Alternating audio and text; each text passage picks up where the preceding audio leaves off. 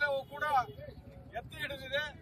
ಇಲ್ಲಿ ನಮಗೆ ಒಂದೇ ಒಂದು ನಂಬಿಕೆ, ಭಾರತದ ಸಂವಿಧಾನದಲ್ಲಿ ಎಲ್ಲರೂ ಒಂದೇ ಅನ್ನುವಂತ ನಿಟ್ಟಿನಲ್ಲಿ ಇವತ್ತು ಕೋರ್ಟ್ ನಿರ್ಣಯವನ್ನ ನೀಡಿದೆ. ಏನು ರಾಜ್ಯಪಾಲರು ತಮ್ಮ ಒಬ್ಬ ರಾಜ್ಯದ ರಾಜ್ಯಪಾಲರಾಗಿ ತಮ್ಮ ಕರ್ತವ್ಯವನ್ನು ಅವರು ಮೆರೆದಿದ್ದಾರೆ ಮತ್ತು ಸರಿಯಾದ ರೀತಿಯಿಂದ ಅವರು ಈ ಕರ್ತವ್ಯಕ್ಕೆ ಏನು ರಾಜ್ಯಪಾಲರು ತೆಗೆದುಕೊಂಡಂತ ಕರ್ತವ್ಯಕ್ಕೆ ಕೋರ್ಟ್ ಕೂಡ ಸಹಮತವನ್ನು ವ್ಯಕ್ತಪಡಿಸಿದೆ. ಈ ಕೂಡಲೇ ಸಿದ್ದರಾಮಯ್ಯನವರು ಇನ್ನೂ ಬಂಡತನ ಮಾಡದೆ ತಮ್ಮ ರಾಜೀನಾಮೆ ಕ್ಷೇತ್ರ ರಾಜ್ಯಾಧ್ಯಕ್ಷರ ನೇತೃತ್ವದಲ್ಲಿ ಒಂದು ಏನು ಪ್ರತಿಭಟನೆಯನ್ನು ಮಾಡಿದ್ರು.